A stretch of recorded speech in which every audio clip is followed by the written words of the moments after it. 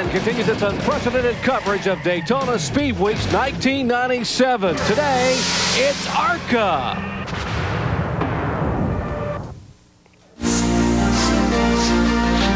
ESPN, the world's leader in motorsports coverage, presents Speed World. Today, live from the World Center of Racing, it's the 34th annual ARCA Bondo Mar-Hyde Series, ARCA 200. 57 cars and drivers came here to claim a spot in this 40-car field. We begin our look at those who will compete today with a visit to the front row. Here's Bill Weber. Well, it is a sun-soaked afternoon here in Florida, a picture-perfect day to open the 1997 ARCA season. And that's exactly how you could sum up the week for Andy Hillenburg. Picture-perfect. He laid out of the first practice session here at Daytona, then came back the next day and won the pole. Then he skipped the first post-qualifying practice session, and in the afternoon session was one of the fastest cars on the racetrack. He won this race in the series championship 2 years ago, and the team he's driving for today won this race last year. Today, Andy Hillenburg starts on the pole. His car has just arrived to pit road, and he is now making his way toward the seat. Andy, congratulations, your first ever pole. How do you feel? Great. I'm ready to get this thing rolling. I mean, I've never been in a race this big when I was one of the favorites. It's pretty exciting and adds a whole nother dimension to pressure, but I think we're up to it and try to get this gravy train car out in the lead right off, and we're gonna try to lead early and try to lead late. Well, obviously you're responsible for a good, clean start to this race. How will you go about that? Really just, on the pace lap and the pace car pulls off, we'll just make sure we got the carburetor good and cleaned out and try to bring them, a steady acceleration to the line. And shoot, I don't know. I've never done this before, Bill. I'll tell you afterwards. Okay, well, you won this race 2 years ago. The team won it last year. Can this combination click for a trip to victory lane today? I think so. I really do. Ken Schrader, when I drove for him, it was his second win in a row as an owner, and that's never been done before. This race has never been won twice in a row by a driver, but once by an owner, and I'm hoping to make James the second one of those. Good luck today. Thank you. Andy Hillenburg manages the Fast Track Driving School. He hopes to school the rest of the field here at Daytona today. Now, outside the front row is another youngster who picked up his first ARCA win 1 year ago at Michigan. He drives for Bill Elliott in a car Bill Elliott raced at Talladega 1 year ago. Ron Barfield on the front row here at Daytona. I tell you, we had a good qualifying run, and for this New Holland Ford, and we're really looking forward to getting this race going, and maybe we can sit over there in victory lane. Your strategy here at the start, obviously you want to get together with some of these fast guys and draft away from the rest of the field. Well, I think that's the main thing. We need to go in and get out there and get a 4 or 5 car breakaway and try to just distinguish it between us. And, I don't have to lead this race every lap. I'll be glad to sit 4th or 5th or 6th or 7th. Don't matter. I just want to lead that last one. Will Bill Elliott be helping you drive this car today? Man, I tell you, he's up on top of the truck over there, and you couldn't ask for a better person to be helping you in these drafts. And like I say, I want to thank New Holland for coming on board, and I'm looking forward for the year. Good luck. Thank you. Now, Ron Barfield and Andy Hillenburg share the front row, but not all the fast guys were that fast in qualifying. And for more on that, let's go deep in the field to Mr. Hot Wheels himself, Kyle Petty. Yet 2 of the guys that are incredibly fast in the last practice are way back in the field a little ways. Tim Steele starts back in the 9th or 10th position in the 5th row, and Mark Gibson is all the way back in row 17, I think. So when you look at things like this, there's some fast cars in the field. Tim had a little bit of trouble. He lost a cylinder qualifying, so he was down on power, still managed a 10th place or a 5th row qualifying. Mark, on the other hand, is a prime example of what happens when you let a driver work on a race car. His partners wasn't here, his brother wasn't here to put the air cleaner in the car. They put the air cleaner in the car, lifted the hood, all the air blows up over the cowl opening itself, no horsepower. That's why he's all the way back there. These 2 guys, these 2 cars ought to be down at Cape Canaveral getting ready to take off. It's going to be tough coming up through the field. What do you plan on doing? Just biding our time a little bit, and I guess we'll get to the front as quick as we can. It's there's some people up there with not too much experience, not taking nothing away from. I remember my first time here. I was a little nervous and starting up in the front, and got caught up in the big wreck on the 1st or 2nd lap, and just hope everybody stays in line and lets me go to the front. You've had an incredible record on the super speedways in this ARCA division. Every time we go somewhere, everybody talks Tim Steele, Tim Steele, Tim Steele. And, you know, I know you've had a little bit of trouble here qualifying, but I think you plan on being back up there. When are you going to make that big jump and come out of this series and jump over there and run against the guys like Gordon and those guys that just run? Well, we're looking at doing 5 races this year and coming over there we're going to try something with doing like you're doing, you know, the owner-driver type deal. So I was asking you how well that was going. I hope you got a big old pocketbook for that one, guys. Maybe you'll come out here today, you'll be able to take some money home, and you'll be able to take this thing back and come back to a Winston Cup race before the year's over. Yeah, we're hoping so. We're looking at doing Texas, Talladega here in July, the Brickyard in Phoenix is what we're looking at. You know, hopefully everything materializes and get the sponsor to do it. But even if we don't get the sponsor, we've got the commitment out of HSI and SimLink to sponsor us for the full ARCA season and then those 5 races also. I tell you what, man, you get a sponsor behind this guy, there's nobody tougher. I've seen him win races with kidney stones. So at least he's in top health today. He's going to be ready, guys. Well, thank you very much, Bill and Kyle. Hello, everyone. I'm Jerry Punch, along with former 2-time ARCA Series champion Benny Parsons. And Benny, for many of these drivers whose careers began on the short tracks of the Midwest, this is the culmination of a dream, the fulfillment of a lifelong ambition. 31 years ago, you came through the tunnel, your first time to Daytona. What is the emotion? What are they feeling in the race cars? Well, first of all, when you get ready to come to Daytona, you're thrilled to death because you've read about it, you've watched it on TV, and finally you're going to be able to race at the Big D, Daytona International Speedway. Thrilled to death.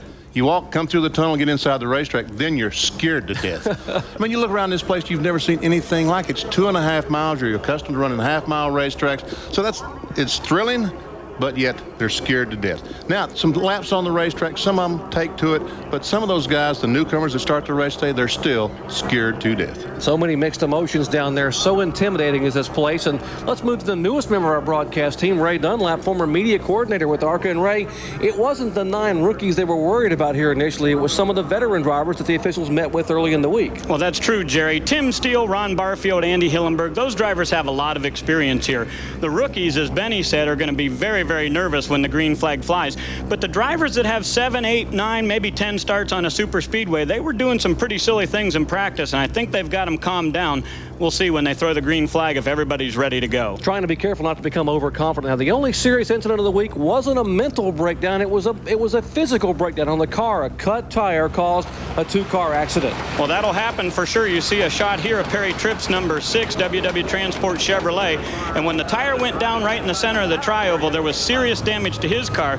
But the big loser in this incident was the number 90 of Ed Barrier. Ed had to go to a backup car. They pulled out a car they ran at Pocono last year, and we'll see if it's as fast as the one he qualified. A lot of work to be done on both those cars, but one driver had a lot of work to do on his car all week long, but he made it in the field. For more on that, here's Bill Weber. Well, Jerry, let's rewind to this race 1 year ago and how we documented the Shane Dole story. An early practice crash, a battle to get in the field, then disappointment on pit road at the start of the race, but he regrouped later in the season. A similar story in 1997 for Tim Moser. He cut a tire, in practice here on Wednesday, and the car hit heavily into the wall. This team has changed, repaired, and hammered on just about everything to get Moser ready. He practiced a half-hour Saturday morning, then qualified second round Saturday afternoon, but never got back out on the racetrack. Your team has changed some things. They battled. You qualified 35th. How do you feel now, Tim? I'm feeling real good. I'm excited to get out there and race. You know, we didn't get a chance to go out and run on our race setup because they ran our practice right after our qualifying, so we didn't have time to get the car changed over. It's really, just a kind of a miracle that we're out here at all after that crash. So I'm just going to take it easy and see how things sort out, and then if I got a car underneath me, I'll start making a charge. Seat time is the big thing for him today, and that's kind of unique because on the hood of his car, Worldwide Pants Incorporated. Yes, his sponsor is David Letterman, who obviously will be watching his young driver today. Bob? Hi, everyone, and again, welcome to Daytona. Well, your winter wait is over. The first major stock car race of 1997 is about to roll. Now, the scheduled green flag time of this race is 1:15. They're going to fire up the engine in just a moment. They're turning the track around after the running of the Busch Clash, which was just a few minutes ago. It was won by Jeff Gordon. Today's race, 80 laps, 200 miles. We got 9 rookies in the field and only 1 previous winner of this event. This is the 5th of 10 days of coverage on ESPN and ESPN2 of Speed Weeks 97. Tomorrow at 11 o'clock, Busch Series practice. Second round Winston Cup qualifying on ESPN at 1 o'clock. Then practice for the Goodies Dash and IROC Series from 3 to 5 on the Deuce. Tuesday, Busch and Goodies qualifying at 12:30 on the Deuce. Wednesday, second round Busch Grand National and Dash qualifying, followed by practice. That begins at 1 o'clock. No programming on Thursday. Friday, the Florida Goodies Dash race at 11 o'clock here on ESPN. Saturday, we have happy hour, the final practice period before the Daytona 500 at 4:30 here on ESPN. And, of course, NASCAR today, Sunday at 11:30. The engines have been fired, and we are about ready to go racing at Daytona International Speedway. We'll be right back.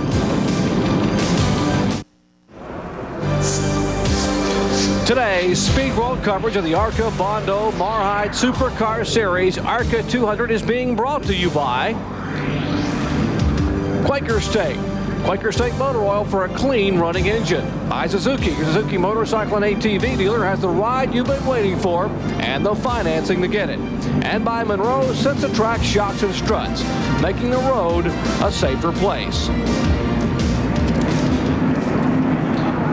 40 cars have roared to life here at Daytona as we get set for the 34th running of this ARCA 200. 57 cars came to qualify. Let's take a look at our Suzuki starting grid. On the pole, you heard him talk to a moment ago by Bill Weber. His first ever pole, Andy Hillenburg in ARCA competition. He will lead the charge alongside the young Ron Barfield, who is a protege driving Bill Elliott's Ford Thunderbird. Back in row 2, Bill Baird, a rookie driver. He's driving the car that won this race a year ago that Ken Schrader purchased from James Finch. Mark Thompson, well, he's a veteran, 53 starts, but has never won an ARCA race. Back in row 3, there is Blaze Alexander, last year's ARCA Rookie of the Year, and beside him, a former Rookie of the Year and a veteran driver, a 4-time winner in ARCA, Gary Bradbury. Back in row 4, Harris Devane on the inside and Ed Barrier in a backup car. He will move to the back of the field. He qualified on the outside of row 4. In row 5, Frank Kimmel, driving Daytona this year, was not here last year. And Tim Steele, the defending champion, and I would guess the favorite today. Row 6, Perry Tripp. He repaired the car he crashed yesterday. And Mike Caddy on the outside of row 6. Kenny Martin from Brook Park, Ohio, go off in row 7 right beside former Rookie of the Year, Dill Whittemore from Seymour, Indiana. Jimmy Kitchens making his first start in the ARCA Bondo Mar-Hyde Series, and a veteran from Lebanon, Pennsylvania, Bobby Gerhart in the Truck World Chevrolet. Mark Gibson in a Ford. He's got a good shot today, one of the best cars underneath him, and beside him a Chevrolet of Mark Stahl. Back to row 10, we're talking about Shane Doles, a young man who had so much trouble a year ago. He has come a long way, and an attorney from Beaumont, Texas starts alongside him in the car number 11. Back in row 11, Don Pardist. His first ever ARCA start for 5 years in the Goodies Dash Series, and beside him the veteran campaigner driving the number 93, Wayne Larson out of Ames, Iowa. Back in row 12, Dale Kreider in the car number 15, 40-year-olds from St. Petersburg, Florida. Beside of him, Rick Heiser out of Tallahassee, Florida in a Ford Thunderbird. Row 13, Jimmy McCoon, young man, sprint car, midget driver, and the Wilkinson kid, John Wilkinson, out of Hueytown, Alabama. Row 14, Steve Clark just made a pit stop, as a matter of fact, a moment ago, and Glenn Miller. Row 15, we have Rick Eckert and Bob Strait driving the Bousher car. That's a brand new ride for Bob Strait in car number 21. Rob Smith lost the hood of his race car in practice, but they've got that repaired.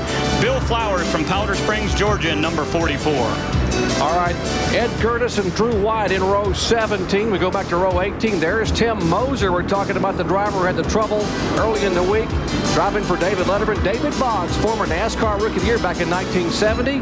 Back to row 19, David Hall. and Rick Shepard. Those are provisional starters. Hall and Shepard, veterans in ARCA competition. And rounding out the field, he finished 10th in points last year. Kurt Piercy in row 20, and Gary Weinbroer will start 40th. That's row number 20, Piercy and Weinbroer. And those are the 40 that will start. Those that missed the field here, a lot of cars on hand trying to qualify for this 200-mile, 80-lap event. Take a look. Jimmy Lamoureux, John Strabon, Dale McCoward, Andy Belmont. See Ron Cox, Norm Benning came very close. Craig Rubright. Also Ed Kennedy and Glenn Brewer, Mike Buckley, Philip Young, Brian Kahns, Jim Holbert, Tom Bigelow, 57-year-old modified driver, midget driver, and Randall Ritter. Our in-car cameras today were riding along with the pole sitter, Andy Hillenberg, the Gravy Train Chevrolet. His first ever pole as he is behind that Pontiac Grand Prix safety car. Tim Steele, the reigning series champion, the ARCA Bondo Mar-Hyde sponsored in-car camera in his Ford Thunderbird. As you're looking at Tim Steele, let's check in with Bill Weber. Well, Doc, one thing to watch here on Tim Steele's in-car camera is him coming to the front. As Kyle mentioned at the top, two guys that are fast but not necessarily right at the front are the 16 and the 59. Now, Tim Steele and Mark Gibson talked this morning, and I had a conversation with Tim about that. He plans to stay high, and Gibson's job is to catch the 16 and follow the 16 to the front. But Mark Gibson has to get there in a hurry because the 16 cannot wait long, and then Steele will start his march after the leaders. So look for the 16 and the 59 to try and hook up as soon as the green flag comes out and double team their way to the front.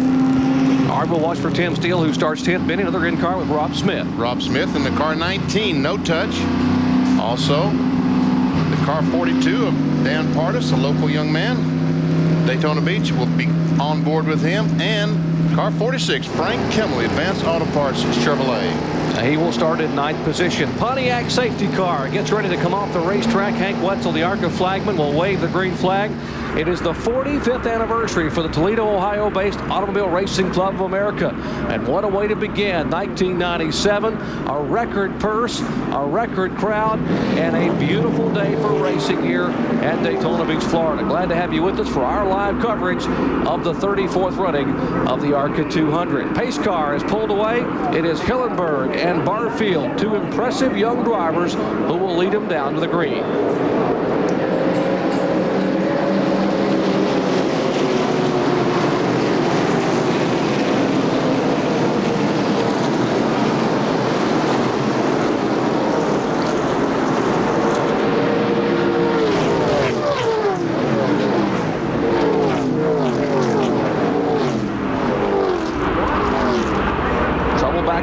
One car slowing, that is Perry Tripp. He was one of the cars that was involved in an accident yesterday. Remember, that car had to be totally rebuilt.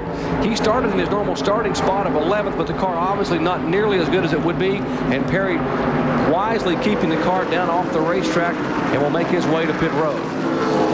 Back to the front, we see that Barfield has taken the lead in the 9-4 car, followed by Mark Thompson, the black 66, and the pole sitter, Andy Hillenberg, fighting for his life and losing spots coming off turn 4. He was door-to-door with the car number 80 of Gary Bradbury. Now Bradbury takes a 3rd spot away, and he is side by side. Look at Tim Steele in 4th position. Steele was 10th a lap ago. He has passed 6 cars and is making another challenge. That is Steele in the car number 16, the HS Dye Ford Thunderbird. You heard him, Bill Weber, tell you that they had an engine problem during qualifying, put another Ernie Elliott motor. Even though he did qualify in 10th position, he only had 6 cylinders when he qualified in his V8. Blaze Alexander's got to use a lot of patience right here, guys, as he's right behind the number 52 car, and on the outside it's Dill Whittemore, but I think he's doing the right thing. Get in line and see what's going to happen up front. They are single file, 1st, 2nd, and 3rd, and now a challenge on the inside of Bradbury. That looks to be Tim Steele. It is the car number 16, and he will take the 3rd spot away. So make that 7 position. Steele has gained in 2 laps. Barfield, your leader, with Mark Thompson running 2nd. The 33 car, the red-white car we saw, Harris Devane. We're riding along with Tim Steele now. He's worked his way already up to 3rd spot as he closes right on the back bumper of Thompson. Those 15 cars in your picture right there have begun to break away from the rest of the pack. There is Baird, who's a rookie driver. Bill Baird, the 52 car. And, of course, he qualified third but has no experience on a super speedway. Although the race car owned by Kenny Schrader is fast, Baird knows he needs to learn, and he will get back and follow some of the veteran drivers. Falls in behind Jimmy Kitchens, a 47 car. Never see Frank Kimmel in the 46 car. I'm sure Baird's getting some coaching right now from Kenny Schrader. Tim Steele takes a look on the inside of Thompson. Bradbury, the 80 car, going with them. Tim Steele, if he moves up, he's going to be able to get in there. And he's didn't go up. He's going for the lead. Tim Steele, the 16 car, in the lead already. Why stop at second place, Benny, when you can go ahead and pass Barfield? Exactly. Head of steam there. He will slide up in front of Barfield, and now Bradbury, will he get back in line? No, he's going to stay on the bottom of the racetrack and try Barfield himself. Now he thinks a little better of it.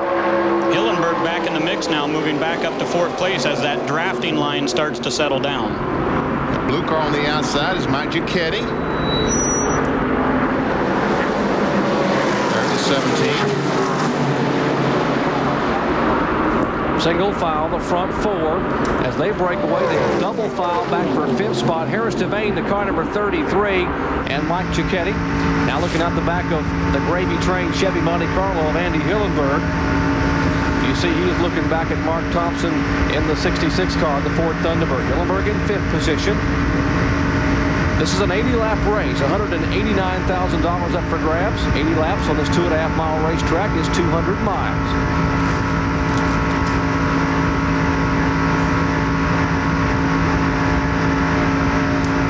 We got about 16 cars in that front pack, guys, and they're really sorting it out a little bit. Frank Kimmel now has made a move, got past Bobby Gerhardt. He's again behind the number 52 of Bill Baird there, but he's a little bit back further in that pack. Those front 7 or 8 cars seem to be running very close together. Those 9 cars there, they're trying to sort of break away from the rest to make that big pack of 15 now 2 packs. Steele is the leader, and Barfield runs second, but one guy has already looked like he may have to call it a day, right, Kyle Petty? Yeah, I'm here with Perry Tripp. He said he hit the wall yesterday, and he had some trouble. You put this thing back together. What seems to be the problem now? Yesterday we hit the wall real hard and just knocked everything out on it. And the guys worked real hard to get it back together. We were hopeful that it would run right, but as soon as I took the green flag, I knew we had some problems when it was going back and forth 2 lanes on the track. There's no need to stay out there. Well, this is a big old place, but there's not enough room if you can't go straight. Good job, man. All right, there are the speeds, Benny, and they're the last lap. The speed's coming up a little bit.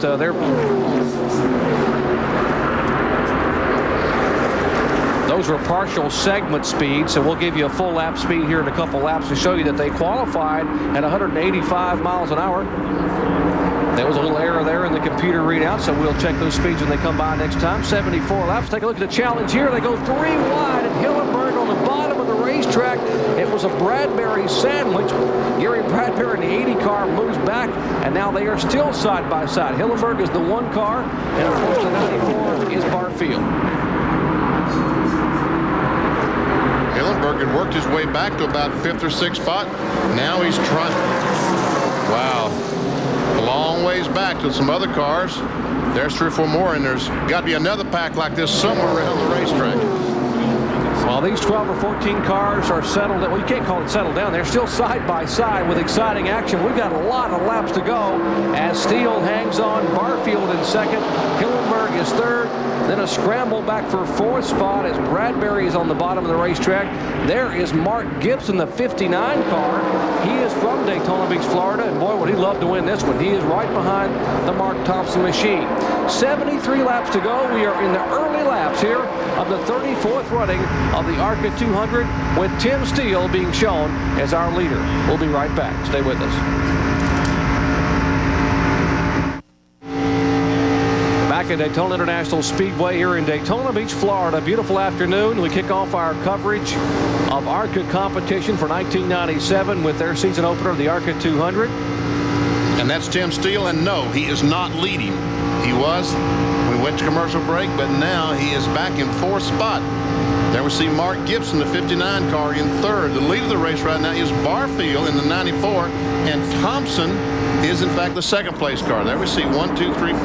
As you watch Mark Thompson pull to the inside to make a run at Barfield, they are side by side. He will make that pass or try to make that pass, and whoa, Barfield backs out of it, sees that Thompson almost pulled up, and now we'll see if Mark Gibson, the third car you were talking about, Benny, tries to make a move. Andy, be careful, Hillenberg.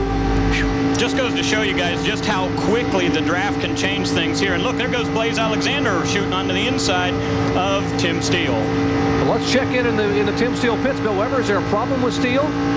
Clearly a problem with his car. He has talked to his crew, but his crew chief, Tom Sokolowski, says he can't understand it. He just went into the wall. He just crashed, guys. Back up to you. He hit Jimmy Kitchens. The car got high. Kitchens was caught in the middle, and they saw those cars contact. Great camera work off that roof cam. He bounced off the Kitchens car, tagged the outside wall, and once again, Daytona is the Achilles heel for this driver who has 18 victories in ARCA, but has never won here. He will bring out the first caution flag of the day. As they come back to the line, it looks like Mark Thompson has assumed the lead. Thompson in the black Ford, number 66. He comes through the short chute. So it will be Thompson, then Barfield, then Hillenberg, and Blaze Alexander in that order. So lap number 12, the first caution flag of the day. And there's the young man who unfortunately was the one that brought out the yellow. Tim Steele. We'll watch as the cars go down in turn 1. Up at the top of the screen, there's Kitchens on the inside, the blue car, and Steele, they're going 4 abreast.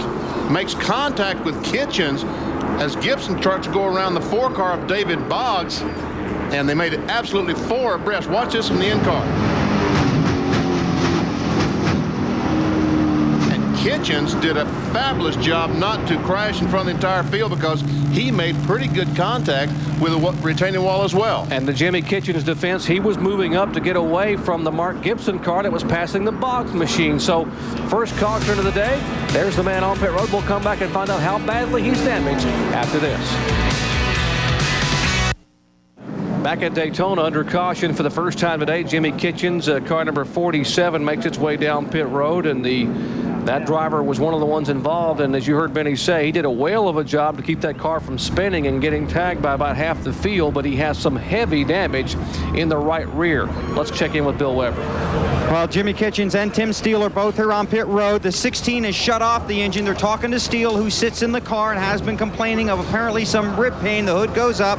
Meanwhile, they work on the right side of the 47 car, Kitchens' car. He also sits on pit road, pulling away the sheet metal, changing right side tires. Now they come around to the left side, give the sheet metal a tug there. Meanwhile, the 16 car continues to sit here on pit road. Steele has his helmet off. He's removing his earplugs. The day apparently over for Tim Steele, and the Daytona Hex continues as he climbs from his car here on pit road. They've already lost 1 lap, and now Tim is coming over to the wall. He's talking to Jimmy Kitchens. He didn't see the whole thing. Obviously, clearly upset. He sits here on the wall. Tim, you okay? I don't know. I feel like it might have broke a couple ribs. It's pretty sore. That's one of the hardest licks I've ever taken. I don't know what these guys are doing right now. Getting a little wild too early in the race. Yeah, there is some traffic. Obviously, from your view, you can't see the whole thing, but there was some traffic, and you got caught up in it, and Kitchens ran into you.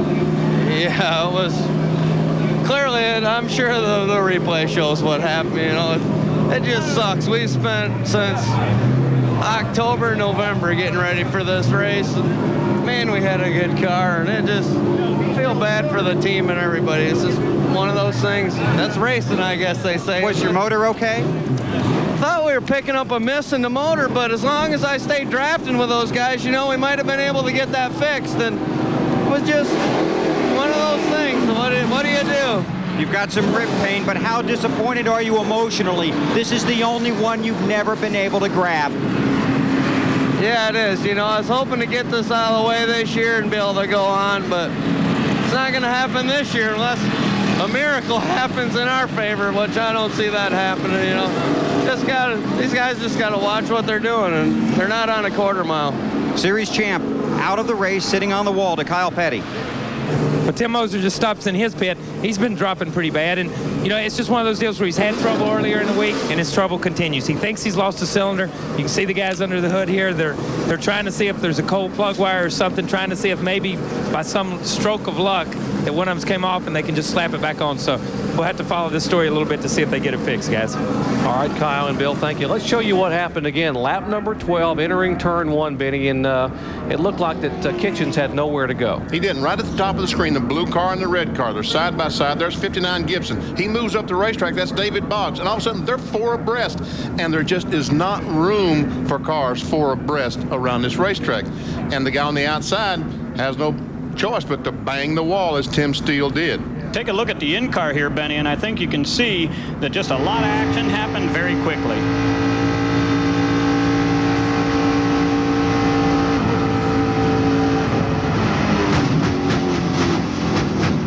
I mean, he's riding along. Tim Steele is riding along at 185 to 190 miles an hour and just abruptly swerves into the wall. So you can imagine how his rib cage is hurting. And there's a brace on the right side of it. You'll see him grab his ribs over there in a moment. Grab those right ribs and pull down on his belt.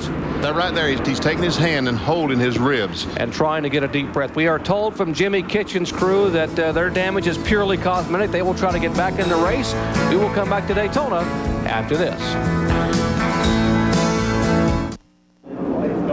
Just about to go green back at Daytona. The ESPY Awards presented by GM and Ophir tomorrow at 8 o'clock Eastern Time on ESPN. Jeff Foxworthy will host the show. Awards given for Performance of the Year in Pro Football, Baseball, Basketball, Hockey, and College Football. That's tomorrow night at 8 o'clock on ESPN. The green flag is waving.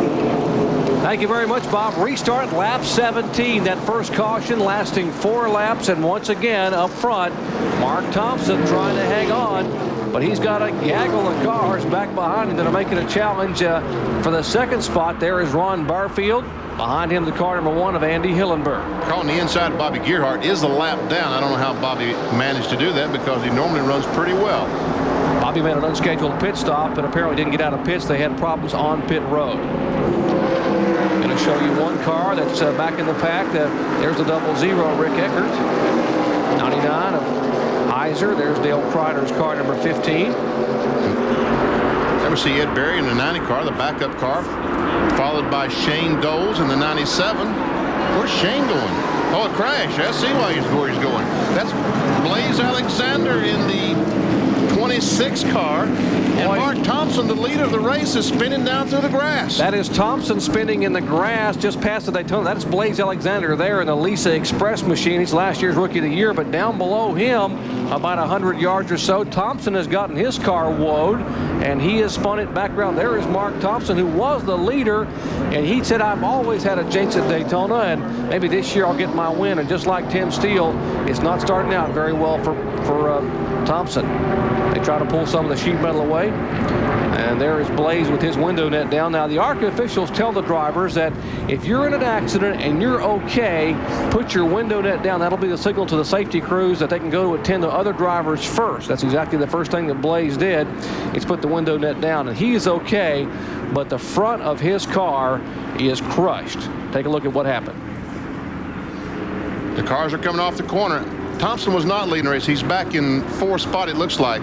So Thompson makes contact with, is that Gearhart? No, that's Blaze. That's Alexander. Alexander was 3rd, Benny, and the 66 car and the 26 made contact there. But see, he hit that pit gate there. And the other cars just start trying to avoid. Look at some of the evasive moves here. Watch Blaze's car come right across in front of 3 cars, and they make a move to miss him. Someone did a heck of a job driving to get by. That's Frank Kimmel there in the red car. In the 46 car, he did a heck of a job, or he would have T-boned Blaze Alexander. Mark Stahl was to the inside there, Jerry, also with a good move. But I think you'll see on this replay, once again, they hit the gate where you go out of the track when you leave the pits, and I think that's what caused a lot of the damage to the 26 car. Here's Frank Kimmel, the fellow that almost was in the accident. He follows Mark Stahl, and right there, the 26 car of Alexander spins across the racetrack in front of him. Once again, this is how it starts. Thompson and the 26 made contact. The roof flaps come up, keep both cars on the racetrack, their wheels on the ground, which is always good. And there we see Kimmel going by with several other cars. Boy, Gary Bradbury did a nice job. He got on the brakes at the very beginning of that shot. He jammed on the brakes and kept the car from spinning. As there's Blaze Alexander walking across last year's STP Prestone Rookie of the Year in this competition. So the second caution flag of the day comes out on lap 18 after the first caution flag was out for 4 laps. 2 cars involved. We'll come back and talk to the drivers after this. Stay with us. Back at Daytona under caution for the second time today. A grinding crash involving last year's Rookie of the Year, Blaze Alexander. He has climbed from his car, and our Kyle Petty has caught up with him.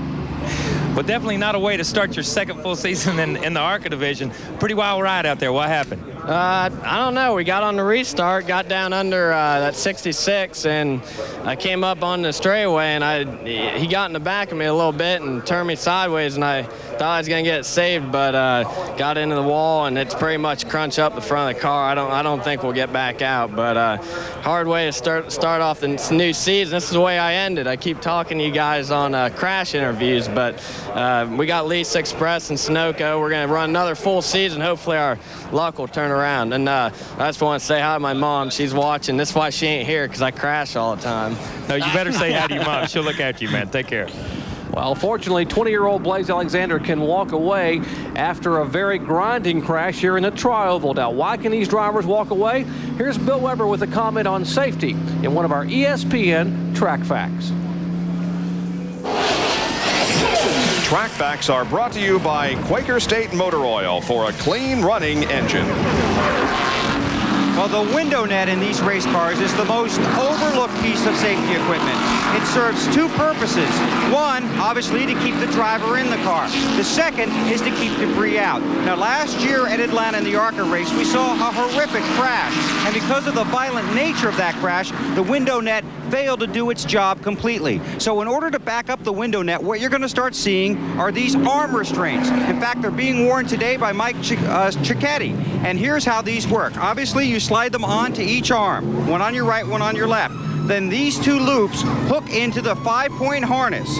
And then when you latch the harness, these loops are secured significantly, so your arms have a limited range of motion. Now you have a greater range of motion for your right arm, so you can signal to other drivers. But your left arm is kept very tight. Really, the only place it can go other than the steering wheel if you're in a crash is hit you in the nose. But hopefully you're wearing a helmet and that won't happen. Arm restraints. I picked these up at the Simpson trailer in the Winston Cup garage. Walked through the ARCA trailer. I was stopped by 4 drivers that wanted to see them, wanted to know how they look, how they worked, and they think they'll be adding them to their safety arsenal. Dr. Punch? All right, certainly they will help you. Bill Simpson, always a leader when it comes to safety, but would they have made a difference in this one? Let's take a look and see. Right along with the in-car camera, the roof cam of Rob Smith in the car number 19. His no-touch Ford Thunderbird. We'll see what view he had of this accident. This is Dan Partis we're riding along with, the 42 car. And wow, just barely missed the run in the back of Harris Devane. And once again, right there we see the damage. The crash has already started. And right there we see that, like Ray was talking about, that Blaze Alexander hit the wall where the gate, the opening where the cars go in the inside into the infield. All right, the green being redisplayed. Lap number 22, the second caution flag for 4 laps as they will come down. And Ron Barfield being shown as a leader, driving a car owned by Bill Elliott. In this race a year ago, it was Barfield's first ever Super Speedway start, as well as his first ARCA start. He had a top 5 finish, finishing in 5th position. Andy Hillenberg behind him in the car number 1. Back in 3rd spot, that looks to be the Mark Gibson car.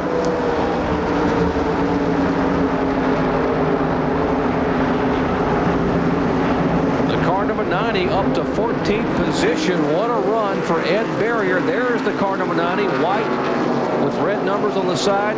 Ed Barrier out of Winston-Salem, North Carolina, the ADT mean green Ford Thunderbird. Jerry, he's not supposed to be able to do that. He's driving a Pocono car here at Daytona. He shouldn't be that fast, but he's sure doing a nice job. He passed Wilkinson. That's John Wilkinson in the 58. He passed him going in 3, but then ran across behind Gary Weinbroer. Had to get off the gas, and Wilkinson back by him on the outside. Take a look from the Budweiser blimp. Bud 1 airship. high above the racetrack. Meanwhile, I think Bill is caught up with another driver who's had a troubled day. And Mark Thompson out of the car, done for the day. What happened? I guess on the restart, we either dropped a cylinder, fouled a plug, just didn't come up to speed on the back straight. You know, the train kind of came around me, and Blaze didn't quite have enough room. You know, he coming off of 4, he just closed right up into the. He actually closed up about an inch in front of me, but I had all that momentum coming off the corner, and he was a little bit slower, and I bumped him in the rear. Things go. There was some discussion about possibly penalizing you or holding you for a lap. Well, you know, they said that I passed the pace car, but, you know, I sort of passed the pace car and backed up, and then came into pit lane, and they said they were going to penalize me 2 laps. And the front end was wobbling on the back straight, so I've obviously got a tie rod or something like that bent. So I just said, you know, that's enough for the day. Hey, Mark, we had the best car. I'll have to see, you know, whether maybe it's a foul plug or gone cylinder or what. Okay, Mark Thompson out of the race. Mark Stahl on the move. Exactly, Bill. He is in 7th position, the car number 32 we're talking about, Mark Stahl. That's exactly where he finished the ARCA 200 here a year ago, his best super speedway finish for the Savannah, Georgia driver. There you see the scoring pylon on the left side of the screen. That's Barfield in 94, Hillenburg in 1, Gibson 59, Bradbury in 80, Whittemore in 56. The 52 car is Bill Baird, 32 Mark Stahl. Guys, Mark Stahl has a good record here at Daytona. Actually, it's a wonderful record. He's completed 100% of the laps in the 3 races that he's run here. His plans for 1997, he will run the Southern Super Speedways because his sponsor, Autobell Car Washes, is based in the South. So he's going to be able to cover the area that his sponsor can get some exposure. Let's check in with Kyle Petty. Another interesting fact about Mark Stahl's car today, he's running the number 64 on a small decal on the side of his car. That's in memory of the Winston Cup pace car driver, Elmo Langley, who died last year. Mark, when he first came back here from, moved back east from California, he worked for Elmo. And Elmo helped him a lot through the years. Would help him at some of the super speedways and help him at some of the other places, talk about shocks and tires and things. So it's a tribute from Mark Stahl to Elmo Langley, guys. Well, indeed, we will all miss Elmo Langley, and no one can ever replace Elmo, but Buster Alton has been named the pace car driver for NASCAR for 1997. There's a look at Gary Bradbury in the car number 80, Dill Whittemore behind him in the 56. The 52 car of Bill Baird, the Kenny Schrader-owned machine. They are 4th, 5th, and 6th. And Mark Stahl is closed up on the back bumper. So there's the first 7 cars. And we see that Mark Stahl is almost 1.5 seconds behind the leader. And Frank Kimmel is a little over 4.5 seconds behind the leader. Not much distance there, though, between Andy Hillenburg and Ron Barfield, the leader. Hillenburg tucked right under the back of that New Holland Ford. But once you get past that pack, it's a day's ride to the next pack back there. There they come out of turn 2 down the 3,000-foot back straightaway. Mark Gibson there. There's the Danny Pardis, the 46 of Kimmel, 33 Harris Devane. And that's Mike Giacchetti, the 17 car they're all going by. They're riding along now with Frank Kimmel. 14 laps away from the halfway point. 80 laps this ARCA 200. Over $185,000 up for grabs. Almost 190 to be exact here in this race. Record purse. And John Graham, the president of Daytona International Speedway, told me this morning they were expecting a record crowd. Largest crowd ever to watch an ARCA event. Last year they had over 85,000 here. And here is the Danny Pardis car number 42. And look where he has come from. He started back in 21st spot, Benny. And worked his way steadily up till now. We see him up in 8th spot. See the hood moving up and down a little bit right in the center. So the air cleaner evidently is not up against the air cleaner normally. You know, guys, we talk about all these different drivers and where they come from. Danny Pardis started racing when he was 12 years old on motorcycles, and he's in a car that they purchased from Kenny Schrader. So he and Bill Baird kind of in an equal equipment, both of them getting a brand new race car for 1997. Look at Harris Devane's car number 33. That's the red car. That'll be the 4th car in your screen. Red in the front and white in the back. as the Bud 1 airship above you gives you a good perspective of where these cars are on the racetrack. About 2 car lengths separating each one of them. And Mike Cicchetti is the blue car to the right side of your screen, then Devane in front of him, then Frank Kimmel. Danny Partisan, I think it's Bobby Gearhart, a lap car that is in front of them. That is Gearhart, who was a lap down. And we're going to pull out and show you the interval up to the lead pack, up to where Ron Barfield and company are. Barfield and Hillenberg, there they are. There's the big Daytona Tri-Oval. About a third of a lap up to where Barfield leads them in his Ford Thunderbird.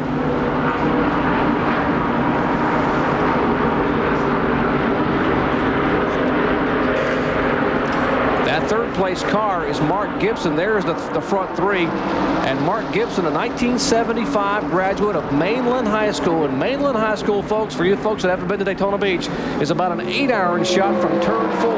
This young man has never won an ARCA event in over 100 starts, and he runs third here at Daytona. As we approach the halfway point, 29 of 80 laps are complete. It is Barfield leading Hillenberg, Gibson, Bradbury, and Whittemore in the top 5. We'll be right back.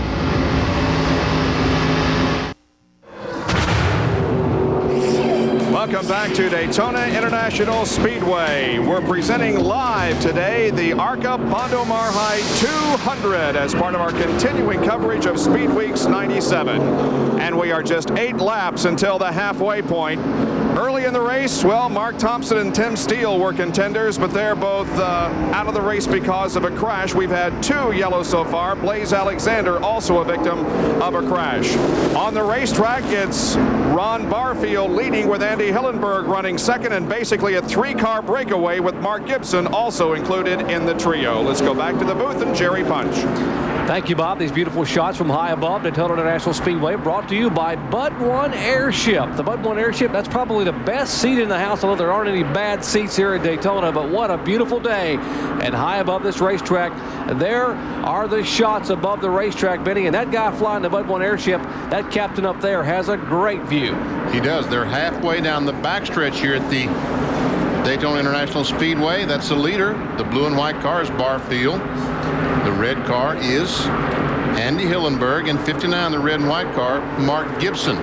Low through 3 and 4. The cars will exit off turn 4, hit the bump, it's a tunnel that the traffic goes under the racetrack into the infield.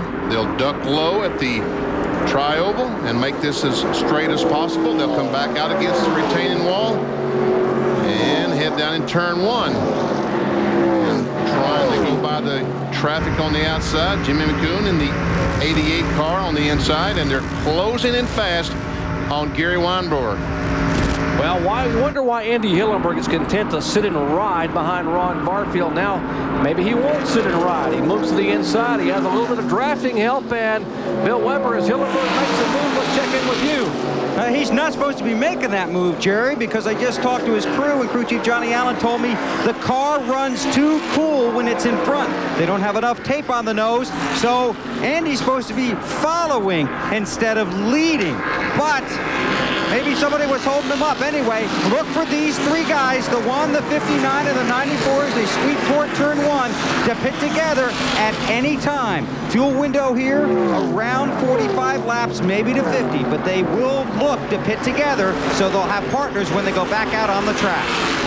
All right, that's the story there as he made the move, and there's the car number 80 of Gary Bradbury and Dill Whittemore. They are in the 4th and 5th place positions. Remember, the halfway point is 40 laps, 40 of the 80. We talked about our fuel window. We'll look at our race analysis and show you that the fuel window was expected to be around laps 44 to 52. There's the purse, the pole speed, 185.166. The track record for this race for 200 miles set by Jack Boucher way back in 1966. We won't have to worry about breaking that record today. Here's Frank Kimmel, and there we see Ed Barrier, Bob Strait in the 21 car, and Rob Smith right behind him, Benny. Rob told me right before the race went green, he's going to try to get behind Bob Strait and get some drafting experience here. Said he thinks his car may be a little bit faster than 21, but he's going to learn from Bob Strait, hang on there behind and see what he does. There's Shane Doles, the 4th car in line. Man, these guys got a pretty good race going. These guys are 13th, 14th, and 15th. The 58 car has been black flagged. That's the youngster from Hewington, Alabama, John Wilkinson III, the Elvis Equipment Company Chevrolet. He has come on the pit road, and apparently they had a problem with the car smoking, and the ARCA officials brought him in as you watch this battle here, nose to tail. Ed Berrier is the son of Max Berrier, a long-time modified hot shoe in the Carolinas, Virginia, and South Carolina. And in the early years, there were none better than Max on the short tracks, and Ed Berrier has not been able to get a break, but maybe this run today will help him some. Riding along with Rob Smith, the 19 car, the no-touch onboard camera. Started 31st and worked his way up to the 15th spot, so gained 16 spots as Rob Smith. You know, folks, we've made reference to Bob Strait driving that car number 21. They got Pro Bull Riders as associate sponsors and Zinzer Paints on the hood. Bob Strait has a lot of wins in ARCA. He's got 113 starts and been to victory lane 13 times, so he knows how to get the job done. There again is the look of that pack. Ed Berrier in the car number 90. There is the Jack Bowsher on car number 21 of Bob Strait. Rob Smith in the car number 19. Remember, that is not Bobby Bowsher. Bobby Bowsher, Jack Bowsher's son, had driven that car since 1988. But this year, he is not in the car. They are side by side back behind this pack, Benny. Oh, there's a group of cars. It's Larson in the 93. 50 is Kenny Martin. First time ever at the Daytona International Speedway in that red and white number 50. Oh, he's getting an education. Boy, he went there's no college you can go to and get this education. Trust me. There's the car number 50 you're talking about. He went from go-karts to Legends cars to a super speedway stock car. Talk about a leap of faith. Bob Strait is in the 21, but Bob Schacht is the crew chief of the number 50 there. And Bob Schacht, of course, a longtime veteran in ARCA, and he's talking on the radio telling Kenny Martin where to duck in, where to duck out, and I think that'll help him a great deal. Plus the fact that Bob Schacht has to fix it if he bends it. So he's telling him, he's talking to him every time he can catch his breath. Be careful, Kenny. I think he heard that on the radio a few times. Okay, we are just past the halfway point. 41 laps, or we have come up on the halfway point, I should say. Next time by, we will be halfway here in the ARCA 200.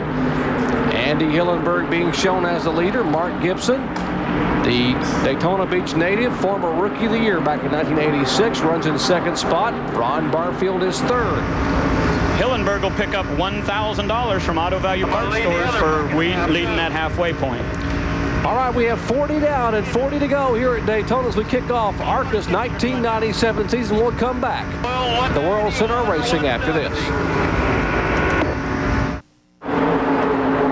Back at Daytona International Speedway, Andy Hillenburg is our leader, but a moment ago, a scary moment as a car in the top 10 was coming into the pits. The caution has come out, and there is Rob Smith's car number 19, the Stratus Boats machine. He was coming as another car spins. The 42 car, 47, I should say, Jimmy Kitchens, his car spins coming off turn 2, comes to rest on the apron back there at the apex of Lake Lloyd. He gets the car refired. So just that quickly, we had the third caution flag of the day. And Benny, I started to say a moment ago, Rob Smith's car was trying to make a pit stop in front of the Ed Berrier machine, and he came on the pit road and lost it. Yeah, he just really came on pit road way, way, way too fast. I don't know if he ran out of fuel. I mean, the car has been sitting there for a couple of... There we see him trying to start the car. It's been sitting there for some time. I don't know. He might have run out of fuel.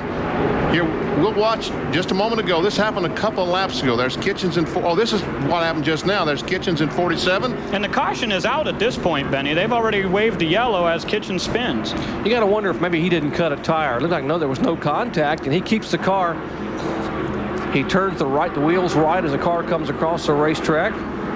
I'm not sure that Rob Smith was trying to pit, Benny. I think he was trying to get around the number 90 of Ed Berrier, who had to come into the pits.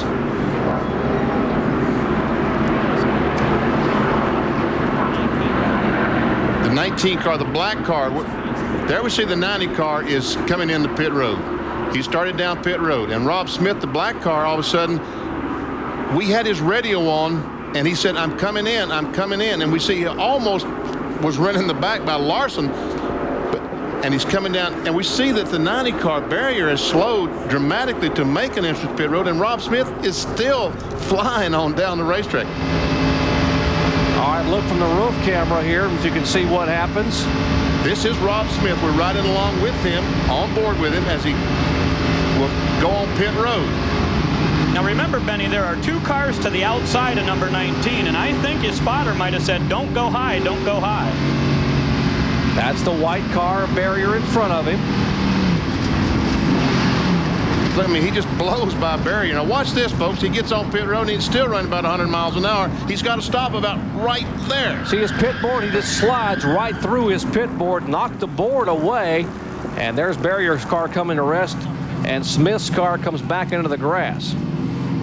We are told another car against the wall. That's the car number 50 of Kenny Martin, another one of the rookies here under caution. His car is looped around and come into contact backwards. He's not going the right way either. I mean, and we see that the right front there's some heavy damage to that car because the right front. Okay, watch right side of your frame. Let's see if we can see what happened to Kenny Martin's car number 50. Here it comes.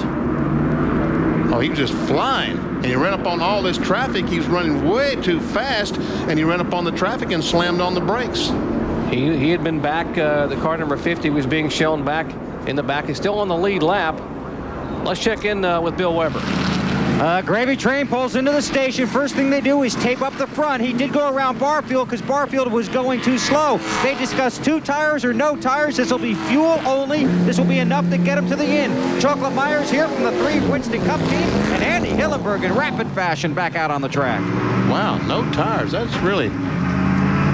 You know, a couple of years ago, a couple of cars have won this race in the last 2 years. At least 2 cars have won it without a tire change. We see Bill Baird. They're changing 4 tires, making a chassis adjustment on the 52 car, the Speedy Pop.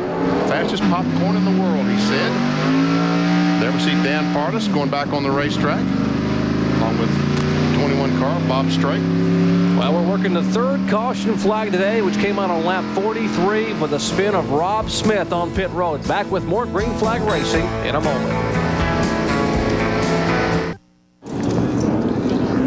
We are still under caution here at Daytona on lap number 46, just past the halfway mark. Well, Kenny Mayne is in studio tonight for RPM tonight at 7 o'clock as he will review highlights of the Busch Clash held here earlier today.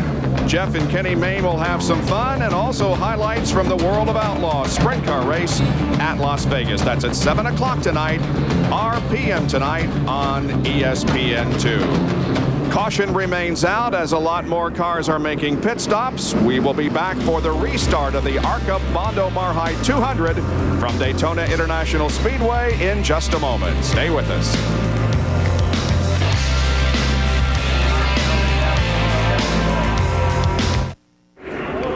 Back at Daytona International Speedway, high atop the World Center of Racing here on a beautiful afternoon for racing. There's the car number 50 of Kenny Martin being pushed back to the garage area. The rookie driver driving for Bob Shack was being shown on the lead lap. We saw the incident a moment ago where he just came up on some slower traffic under caution and looped the car around and tagged the wall. There we see riding along with Frank Kimmel, Advanced Auto Parts Chevrolet. This is the car that Bob Hill drove here last year in this event. Also Dan Pardis, we have on board with him. This is Jim Bob Gardner, Jim and Judy Gardner out of Charlotte, North Carolina, their car. Bill Weber. Okay, Benny, last round of pit stops, we saw Andy Hillenberg went without tires. Well, several guys took tires. 4 for Ron Barfield and 4 for Mark Gibson as well. 4 on the 52 car and 2 on the 80 car. So that's the tire situation right now. And I think I said 4 on the 59. He took 2 right side tires for Mark Gibson. Remember, none for the race leader, Andy Hillenberg. Kyle. Harris Devane in the 33 changed 4 tires. He's the only guy up on my end of pit road that changed 4 tires. The 42 car changed just right side tires. The 97 car changed just right side tires. Mark Stahl changed no tires, but he made a chassis adjustment. And it wasn't just a chassis adjustment. He lowered the rear of the car to get the spoiler out of the air a little bit, so hopefully they won't break the draft from him like they did last time. All right, adjustments being made, and if you wonder why those are so important, they only really need 1 pit stop here for fuel, and they've made it for fuel, and they've made their tire decisions. Andy Hillenberg electing to go with no tire changes. Jeff Purvis won this race a year ago, and if I remember correctly, he did not change tires either, driving for James Finch. We restart on lap 49. 31 laps remain here in the inaugural ARCA event for 1997. 34th running here at Daytona. Jerry, Mark Thompson told me in practice he got about 100 laps on one set of tires. Now, I don't know if that'll be as competitive for Andy Hillenburg with Mark Gibson and Ron Barfield having fresh ones. We'll have to wait and see. You heard Bill Weber tell you that Gibson took on 2 and Barfield took on 4. As you look at our top 10 there on the left side of your screen, Hillenburg, Gibson, and Barfield. We'll find out right now. If they just blow by Andy Hillenburg. Talking to their spotters. We're going to try to break away. I don't know if they'll listen or not, but we're trying, buddy. I guess that's Hillenburg. That's all right. This baby's a whistling Dixie. This baby's whistling Dixie. Got to feel good when you're out front, doesn't it, Benny? Boy, Andy. And his spotter saying that we're going to talk to the spotters on the 59 and 94, and if they'll listen and tuck up behind you, we'll pull away from the rest of those guys, and the 3 of us will settle it. As Bill Weber caught up with Mike Cicchetti, who had been shown on the lead lap, Bill. And Mike was doing fine till you came in and pitted, and then what happened? Well, we dumped the clutch and something let go in the rear end. We broke a ring and pinion or an axle. We're not quite sure. The boys are going to go take a look at it and see if we can get back out. But, hey, we're all in one piece. I got a good education. Learned a lot in that draft, and I'm just happy to be here at Daytona. I'd like to say hi to my son Michael and my daughter Ashley up in Clayton. Hope they're watching. And my grandmother, tell her that I love her and hope she gets to feeling better. At least we didn't get to use these arm restraints. That was one good thing that happened today. Hopefully we'll come back next year with what we learned and be right there. All right, Mike, victory lane. Exactly. Mike Cicchetti excited about saying hello to the folks. Had a good run going. 30 laps to go. Our AutoZone race recap. With 30 to go here as you watch Mark Stahl make a move. Our leader is Andy Hillenburg, has led 14 of the 48 laps thus far. There have been 6 lead changes, 3 caution flags for a total of 13 laps. That's brought the average speed down to 131.828 miles per hour. Our leaders are Ron Barfield, the number of laps he's led, 23. Hillenburg, 14. Thompson and Tim Steele. And the cars that are out of race, you see Perry Tripp, Glenn Miller, Tim Steele, the reigning series champion who brought the first caution flag, Blaze Alexander, who brought the second caution flag, and Mark Thompson, who was involved with Blaze in that second caution. Guys, you're looking there at the number 32 car of Mark Stahl, and Kyle told us that during that pit stop they dropped the rear end of that race car. Apparently it's helped him a whole bunch because he's moved right up on the back of Gary Bradbury. These the front 3 here, the first, second, and third. Hillenburg, Gibson, and Barfield. Chevrolet and 2 Ford Thunderbirds. Bradbury being shown in 4th position. Mark Stahl, the car that you heard they made an adjustment on, in 5th spot. She's on board with her leader, Andy Hillenburg. And this is the gravy train. If they can take this to the victory lane, some heavy eating at the trough tonight, I'm telling you. The thing about it is, Benny, he knows the way to get there. Here's Frank Kimmel making a move on the inside of Ed Barrier. That's Barrier's car number 90. And the car number 90 is a lap down. He was running so well. There are only 16 cars on the lead lap. There's a look at those cars. He pitted for gas under the green, we are being told, so he is now being shown in 17th position. Well, he pitted just before Rob Smith. He and Rob Smith pitted at the same time, and that was on the green flag, and Rob spun in the grass, and they had to throw the caution flag. And there we see Kimmel going by the 21 car of Bob Strait. Well, he and several others, as a matter of fact, are going by Strait. There's Frank. Shane Doles in 97. Strait was leading that pack, Benny, and then he just jumped right out of line, so maybe a problem with the number 21. Well, he was in 9th position, and that he was at the head of that pack, so now he is back in 12th spot as Kimmel takes over the 9th position. Less than 30 laps remaining here at Daytona.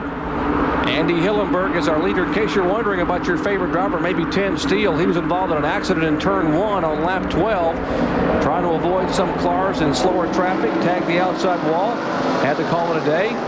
Blaze Alexander and Mark Thompson involved in an accident on lap 18 to bring out the second caution flag, so they've had to park it. start talking about the season-long points chase as they all run for the title in 1997, Tim Steele probably will be affected the least by dropping out of this race early because he is so strong throughout the year. Last year, of course, winning 11 times in 1996. There see Rick Eckert following the 46 car Frank Kimmel. First time we've talked about him today, the 00 car. Pretty good draft with Shane Doles and Frank Kimmel. Benny, he's being shown in 10th position is Eckert. He ran 4 ARCA races last year, Michigan, and 3 races at Charlotte. Finished 8th at Charlotte, did Eckert in the 00. This is an old Kenny Bernstein, the Quaker State car that he purchased there at the sale. We'll get back now to the leaders of the race, the Andy Hillenbergs, Mark Gibsons, and the 94 of Barfield. And that second pack beginning to ease in somewhat on that first pack. There's the second pack, the car number 80 of Gary Bradbury leading Mark Stahl in the car number 32. And then the 52 car there is Bill Baird. We'll come back and see if that second pack can indeed catch the front threesome in just a moment. Our speed road coverage of the ARCA Bondo Mar-Hyde Series ARCA 200 for 1997 is being brought to you by Daytona USA, the ultimate motorsports attraction, and by Midas Auto Systems Experts, a better system for you and your car. Wow. Ron Barfield tried to pass Mark Gibson for second spot. Right now, Barfield and Gibson are running 4th, 5th, and 6th. The whole group of cars blew by them while they were 2 by 2, and now Gary Bradbury in the 80 is right on the back bumper of Hillenberg. Gary Bradbury driving a car from Stan Hoover Motorsports, just doing a favor to Hoover while his driver John Gill recovers. Let's show you what happened a moment ago. Here's what Benny was talking about. Well, here we see Barfield has gotten on the inside of the 59 car, and they just start losing ground to Hillenberg. You see, Hillenberg just isn't anywhere in the picture. They're coming off the second corner, and watch all of a sudden, here's going to come the 80 car, and the entire train. There's Stahl in the 32. There's Baird in the 52. They all just blow by Barfield and 59 Gibson. Well, it's like you put an anchor out when you get side by side there. You just throw out an anchor and the car just stops because you got a big wall of wind you're both trying to push. Uh-oh, it looks like Gibson might be just about on the edge of losing the draft. Talking about the 59 car, Mark Gibson. Gibson's team's still pretty strong, though, Benny. Whenever the Barfield tried to make the move, his car was tough there, but you're right, he is dropping back a bit from that pack. Mark has 119 ARCA starts. There are the front 5. Gibson is the 6th car. He's just out on the right side of your screen. Hillenberg the leader. Bradbury in 2nd. Mark Stahl, his best run ever. In fact, he almost won this race a couple of years ago. Finished 7th here last year. He's in 3rd position. How about the rookie driver, BP in 4th spot? Yes, Bill Baird doing a heck of a job. I had a nice little chat with him this morning. And I tell you what, business is really going to pick up here in a couple of laps because they're closing in on about 4 or 5 slower cars. And how in the world, how they get through that is going to be probably determine who wins this thing. There's a second group of cars. Looks like Dale Whittemore leading that bunch. Danny Pardis also in that pack. Frank Kimmel is there. Rick Eckert is there, and Shane Doles. They're showing a lot of self-discipline to stay nose to tail. They want to be able to see that pack up front get side by side. And as you look at Frank Kimmel's roof cam, look at it up ahead at the Jim and Judy Motorsports machine. 5th place, they are side by side. Once again, that is Gibson, and he will take the spot away from Ron Barfield. And right in front of these cars, they're closing fast on those slower cars. There's one of them. There's another one. Gary Weinbrower up there in front. Going around Jimmy McCune there in car number 88. He's a little bit off the pace today. We've seen him do really well at tracks like Michigan and Charlotte. He was able to get by the first 2 cars with no problem, and it looks like they're going to be able to get by the next 3 without a problem. So good. That's good news. They go by Bill Flowers. Out of the way. Good job. All right, we're showing you these cars from the rear deck of the Gravy Train Chevrolet Monte Carlo. After that yellow car, you got a whole straightaway ahead of you. We're going to give you the interval. They were talking to Hillenberg, explaining to him when he gets by the car number 9, he'll have a whole straightaway of clean racetrack. Now the 56 car is actually the 6th place machine, actually the 7th place car. And that's how far back he is. He is 9 seconds back. The 56 in the pack that he is running with, that is Dill Whittemore.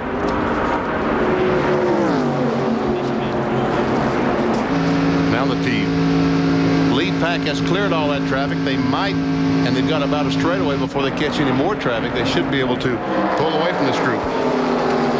Less than 20 laps remain here. The history of this race, folks, it gets wild and woolly at the end. You don't want to go anywhere. We'll come back with more live action from Daytona. Stay with us. Well, it's showtime at Daytona, the World Center of Racing. As we have the laps winding down, it'll be 15 to go next time by. In the battle, they are door to door for 4th position. Ron Barfield, the blue and white car on the inside of Bill Baird. But he just can't go on the inside. He tried that on Gibson before, 4 or 5 laps ago. Just can't go on the inside. Well, these beautiful shots from high atop the World Center of Racing brought to you by the Bud One Airship, which reminds you that fresh beer tastes better. Big Budweiser Airship, blimp above the racetrack, giving you those perspective shots of showing you the distance between the front pack and the back packs. And these cars, not much room among any of them. Well, if anybody had a doubt whether Bill Baird had a good race car, we just answered that, because Ron Barfield is a veteran on these super speedways, and Mark Gibson has finished as high as 2nd here at Daytona, and Baird is holding them off. Bill Baird making his first ARCA start at Daytona after running ASA since 1994, and he will get a little lesson here from Barfield on the outside. Barfield goes on the outside, says, I can't do it on the inside. Let me try the outside. He makes that work. Looks like he's going to make it work. Barfield getting some drafting help from the 59 car of Gibson. Now both the 94 and 59 have Ernie Elliott motors on board. The 52 car owned by Kenny Schrader. That's the car that won here a year ago with Jeff Purvis driving. Schrader bought it from James Finch and then actually sold the car this morning to this guy driving it today, Bill Baird. Baird had to get off the throttle, coming off the 2nd corner on the inside, and looks like they might be able to drive away. He better hustle to try to get back in the lead draft. Now, Gary Bradbury's been very patiently waiting there right behind Andy Hillenberg, and he's got a real good drafting partner with Mark Stahl. Let's check and see if this 2nd group is making any headway to the leaders. There we can see the Whittemore comes. A moment ago, it was 9.06 seconds back to Dill Whittemore, so they have lost 3 seconds, Benny. So they that front pack staying nose to tail helped them pull away a little bit. Yes, it has. And Bill Baird has closed back in on the back bumper, almost on the back bumper of Mark Gibson. There we see. Hey, Barfield said, that works so well on the outside, I think I'll try it one more time. Caution, we have trouble on the racetrack up in turn 4, right in front of the lead pack. They get wound down and just get by Mark Stahl, the car number 12 of Rick Shepard. His Oldsmobile has come to rest on the grassy area. It looks like he's taken quite a lick into the outside wall with the right side of that car, and that will bring out caution for the 4th time today. Rick Shepard from Mount Clemens, Michigan. Oh, darn it. Talked with Rick this morning. He said he's only had 4 nights off since they left Atlanta back in November. They've been working really, really hard on this race car, and that's a tough finish for him today. He really wanted to have a good run because his engine builder, Charlie Newby, is back home with a very ill wife, and they wanted to be able to have a good one and to be able to lift Charlie's spirits, but just wasn't to be. See Rick moving around in the car, which is good news. Lap 68, we have caution number 4 of the day here in the ARCA 200. Well, Benny, I guess that interval doesn't matter much right now. That 12 seconds kind of goes out the window as that field will get bunched back up. Yeah, and now they're 12 car lengths behind. A little disgusted. He throws his gloves in the car. Now this happened right in front of the leaders, and he came across the racetrack, Benny, just within maybe a couple hundred yards of the lead pack coming right at him. Rick, wait a minute. They'll give you a ride. Here we see the leaders coming off the corner, and there we see the cars side by side, and right in front of them the car is spinning. There we see the dust and the smoke, and And in the 94 car, I guess the spotter told him that. And in the driver's meeting today, the ARCA officials told them, look, when the caution flag comes out, do not race back to the line. Do not race back to the line. And Barfield chose not to do that, and I appreciate that. Benny, we are told a third-place car may be having a problem. How about it, Kyle? Well, after the last restart, Mark Stroll radioed in and said, hey, my voltmeter here is on the negative side. Just a little past the negative side, not too bad.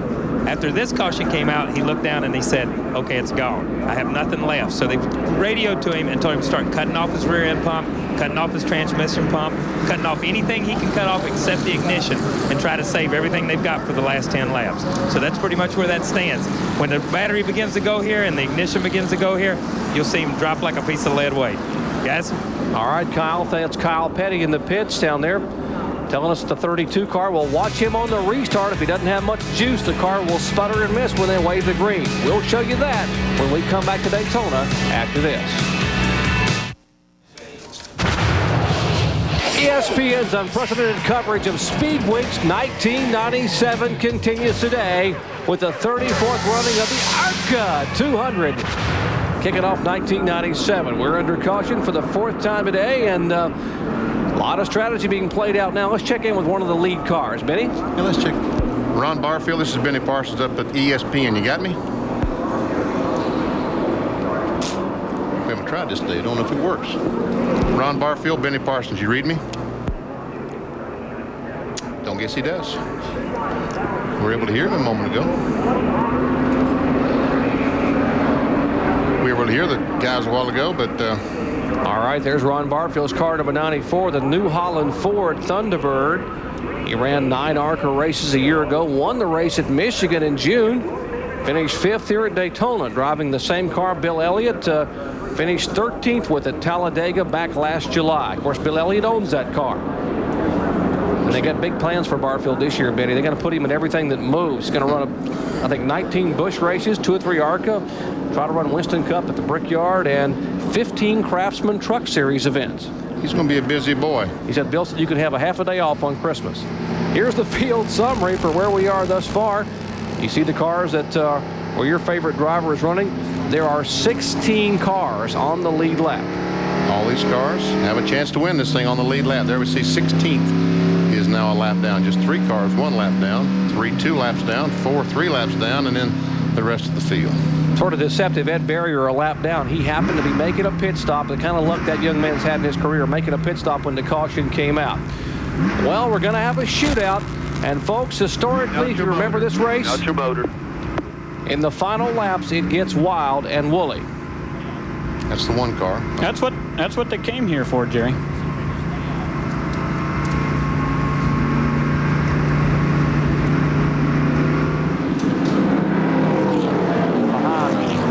Out. That all right? And go, go, go! Green flag, green flag. All right, that was Andy Hillenberg's Stay radio. out there, that before he got a pretty decent start on him.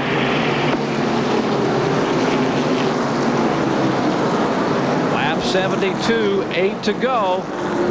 And there's essentially no interval, although Hillenberg is putting somewhat of a stretch between himself and Gary Bradbury. Look at Hillenberg stretching it out there by about 10 car lengths. I'm not sure that's good, because if these cars get a run at him down the straightaway, they'll be able to blow right by him. He'd probably be better off if they were right on his tail. Very good point, Benny. We've seen that those cars hook up in a freight train and come zipping right by a car that pulls away. There's the 80 of Bradbury, Mark Stahl, and the 32. You heard Kyle Petty talking about their meter on board was in the negative range and now wasn't even registering. Ever see the 94 car takes over the 3rd spot. Mark Stahl dropping back, losing positions. He's back to about 6th already. Here's Barfield making a move downstairs, has drafting help from Mark Gibson. They line up behind Barfield, and they will zoom right past Bradbury. The most steam out of all of them. You just keep your eye on him. Looking out the rear deck of the Gravy Tane Chevrolet Monte Carlo, Barfield now in 2nd position. And Barfield looks like he is coming. There we see, there's Bill Baird and Frank Kimmel. That's Mark Stahl. Frank Kimmel's on the inside of Stahl, and there's the 80 car, Bradbury. Well, he was in second about a half a lap ago. Bill Whittemore in the car directly in front of Frank Kimmel. Kimmel's finished 6th here twice, guys. I'm not so sure if he won't be able to better that today the way he's running. There's Baird, the 52 car. That's 4th, 5th, 6th. And riding along now with Frank Kimmel, the Advanced Auto Parts Chevrolet. The leader's up front, and you can see it from the roof cam. Looking over there at the 32 car. Mark Stahl, the leader, single file up in the front of this group with just 7 to go. And there we see the battle back for about the 5th or 6th spot. Exactly the 5th spot. Wow. Dale Whittemore, the 56 car on the inside. There's Bradbury, the 80 car. Then Kimmel is 46. That's the car you're riding with the roof cam. Mark Stahl to the right of him, the 32 car. That is 5th, 6th, 7th, and 8th on your screen.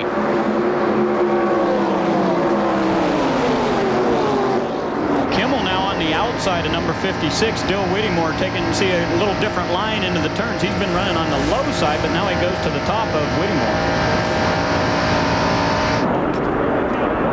Oh, we got a car, blown engine coming off turn 2. Dill Whittemore and the 33 car of Harris Devane. That is Devane, as the caution will come out for the 5th time. So now they are racing back to the line. There may not be a restart. All bets are off now. Barfield is 3 car lengths back of Hillenberg. Caution flag waves. They have told the drivers this may be it. With 6 laps to go, they probably will get it restarted, but Barfield 2 car lengths, and that's the difference to the caution flag. 5th caution of the day. An erupted engine coming out of turn 2. Lap number 76. And this happened right in front of Harris Devane. They received 33 of Harris Devane, Shane Doles in the 97, and Barry in the 90 car. They're coming off the corner, and all of a sudden, whap! Dale Whittemore's engine goes south, and Shane Dole comes up and just bumps the 33 in the back a little bit, and neither one of them can see where they're going. Did you see Devane's car come off the ground? The back of the car was on the nose on the apron. The back of the car was on the racetrack, and the left rear tire came off the asphalt. Watch and again. He didn't spin. The exact same thing happened here last year to Bob Hill, and he got upside down and rolled over violently. Just watch. Watch the left front. Now watch the left side. See the car off the ground. The left rear is completely off the ground, and he did not spin. Great job by Harris Devane. Great job by the peanut farmer from Georgia, but Dill Whittemore heads back to the garage area, having produced the 5th caution flag of the day. We'll come back for the shootout at Daytona after this. The caution remains out here at Daytona. There are only 4 more laps to go. Let's hope we can get this back under green for at least a couple of laps. Well, coming up at the conclusion of our race here, NASCAR Shop Talk with host Alan Bestwick. His special guest will be old DW, Darrell Waltrip. An opportunity to hear what Darrell has on his mind for 1997 and a chance to buy some merchandise. Then later today at 4 o'clock, Dave Despain jumps into action with NASCAR Today. That's at 4 Eastern Time right here. Well, it's been an unbelievable race here this afternoon. I'll tell you what I'm most impressed with. And this Blaze Alexander crash that occurred quite a while ago, that happened at the front of the field, and it could have involved as many as 12 cars. A great job of driving by many of the ARCA drivers. And the same thing happened on this most recent caution. A lot of heads-up activity out there. And kudos to the 1997 ARCA class. Well, they're on the backstretch. We'll see if we get the 1 to go sign when they come around. Jerry? Well, thank you, Bob Jenkins. That's Bob Jenkins, our host. We got Kyle Petty and Bill Weber in the pits, Ray Dunlap, Benny Parsons, and yours truly, Jerry Punch. Our live coverage of Speedweek's 1997 continues with today's coverage of the 34th running of the ARCA 200. Benny, there'll be 3 laps to go when they get back. 15 cars in the lead lap, and they're all going to be right there nose to tail. Ron Barfield drives for that guy right there in the middle. Bill Elliott, that's Ernie Elliott, who built Barfield's motor. He also built Mark Gibson's engine. And, of course, Mike Beam on the left side of your screen is the crew chief for Bill Elliott, as they are atop the car haulers down in the garage, watching and waiting for the Elliott protege, see if he can pull off what would be the biggest win of his career. Yeah, he's trying to think, now, what can I tell that boy that would get him to the front? Let me see. Have I ever been in this kind of situation before? I don't guess so. I guess he's on his own, basically. I can imagine Bill probably just says something simple like, don't wreck. Yeah, that's about Since it. I own that race car. They'll have, they're going to give him 1 to go this time by, so I think we're going to get a 2-lap shootout. There's a look inside of Andy Hillenburg's car, the 1995 winner of this race. He went on to win the series championship. There is Frank Kimmel driving the Advanced Auto Parts car for Larry Clement, Chevrolet Monte Carlo that Bob Hill drove a year ago. And Danny Pardis's car, the Jim and Judy Motorsports machine. His first ever race in ARCA at Daytona after coming from the Goodies Dash Series, running in 9th position. The sponsor on Danny Pardis's car, Jerry, is called Midwest Transit. You know what they do, Benny? They haul the mail. We'll see if Danny Pardis is able to do that when the green comes back out. All right, we'll see what they can do. 15 cars are on the lead lap. Hank Wetzel gave them the signal 1 lap and we'll be under green. Great afternoon for racing here. If you just joined us, there have been 5 caution flags. Take a look at winners from the pole. The guy standing beside me, Benny Parsons, did it back in 1969. Benny, you'd only been here 4 years, and you were already a winner here at Daytona. Actually, that was my 3rd time here in Daytona. Oh, pardon me, sir. I had to miss a couple of years because I was broke. Oh, okay. Well, 3rd time here. 3rd. Jeff Purvis did it the last time back in 1993, driving for James Finch, and that's exactly who Andy Hillenburg is driving for. Pace car's about half straight away ahead. My scanner ain't working. I can't see on that channel. Info. Good time to find out their scanner's not working for their spotters, and with just a couple laps to go. What's up with Hillenburg? He's letting the pace car out running. Yeah, he has got them really, really slow down the backstretch. It's they're just creeping along. He must be going to start about the 3rd turn. He must be going to get a run and start back there. Some of the cars. Now, the first car on that's a lap down is the car number 90 of Ed Barrier. He is the white car on the inside.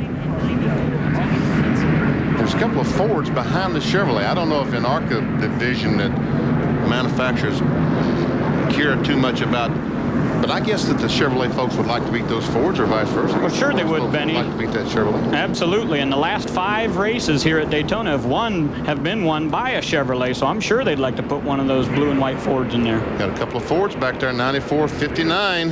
And both those cars have Ernie Elliott motors on board.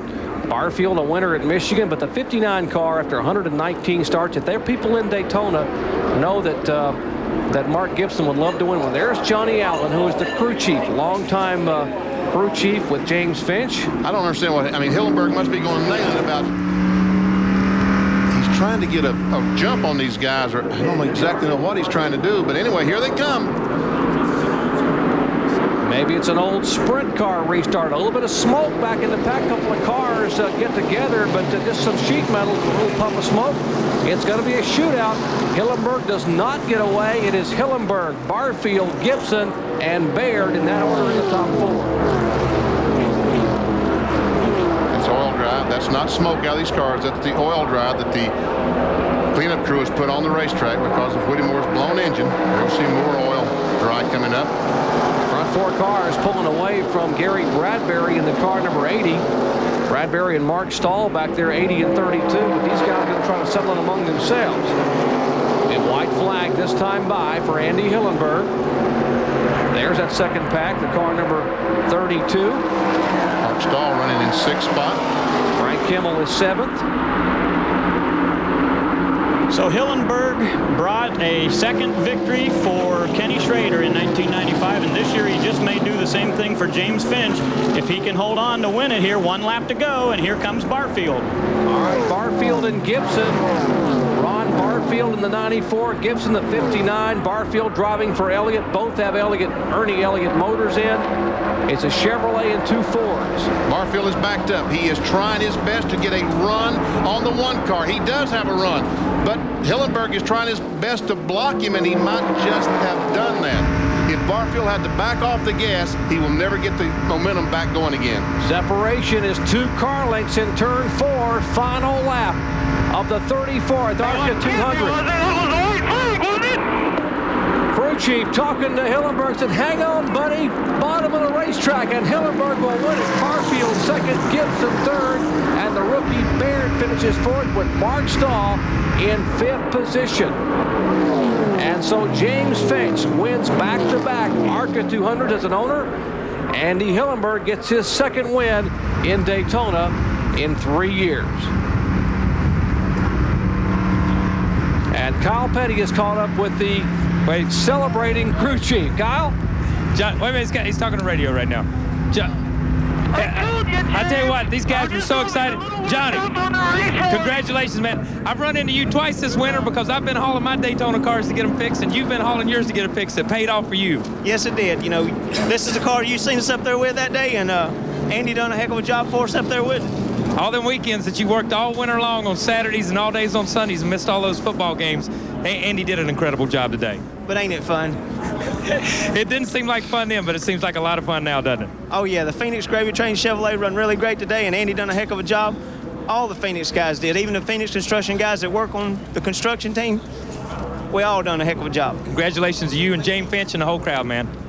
All right, Johnny Allen gets a big hug. He'll be headed to victory lane as crew chief for Andy Hillenburg and James Finch. And we'll talk to the victorious Andy Hillenburg when we come back after this.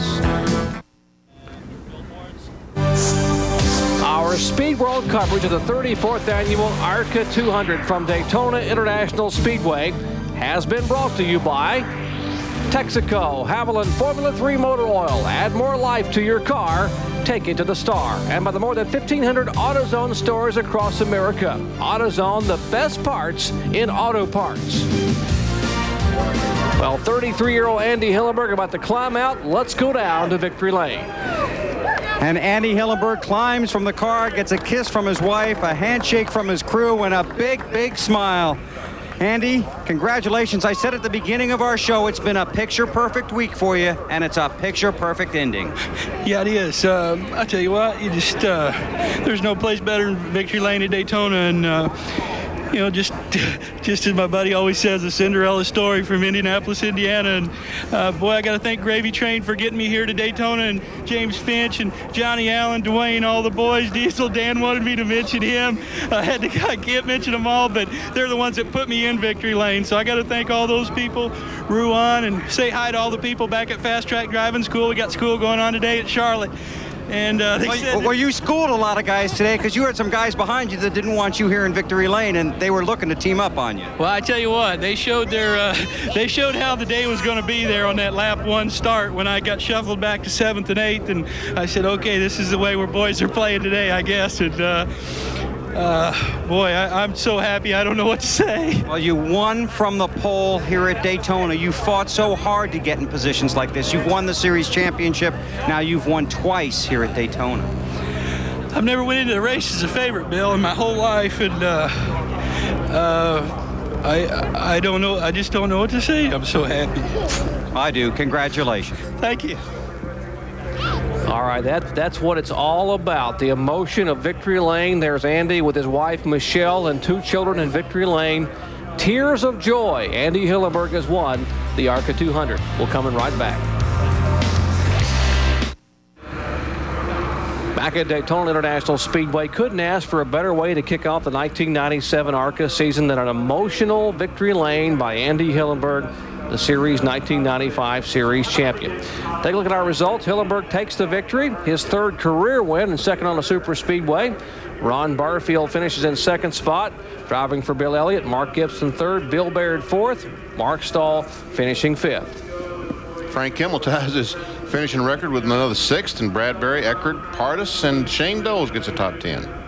Certainly a lot of those guys went to school today, Benny, and that's what it's all about. You come to a big track like this to get the experience, and many of them did it very well today. 15 cars finishing on the lead lap. There's Ed Barrier. Unfortunately, was on pit road when that incident occurred. Lost a lap in the pits. That's a top 30 there. See some of the cars that had to park it. Rick Shepard involved in an incident.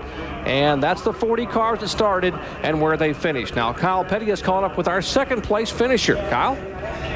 I'm here with Ron Barfield. Andy started on the pole 1. You started 2nd, finished 2nd. It's a long day and a long way to come to finish where you started, isn't it? Man, I tell you, that New Holland Ford Thunderbird running good all day. And, I went to school out there today with all the people drafting, and, I really had a ball out there. You got hung out a couple of times, but you were able to fight your way back and at least have a shot at winning the thing at the end. Man, I tell you, Ernie Elliott, I mean, Bill's a super motor in these things, and you know, I got to thank Bill Elliott and Ernie Elliott and everybody that's gave me a chance to do this, and you know, it was really running good, and hey, we'll come back and get them next year. And I want to say hey to Peter Bond. He's up out in somewhere in Germany right now, but he'll see this on tape. Well, like I said, you're going to be running all year long. You got plenty of time to do this stuff. Mark Gibson over here on the other hand, you had to start a little bit further back and fight your way up there, but you had a fast car in practice yesterday, and we talked about you in the pre-race that you were going to be a factor, and you were. We knew we were. We were fast all week. You know, I had to be crew chief and driver there for qualifying, and the crew chief part of me messed up, so I fired him and hired my brother back.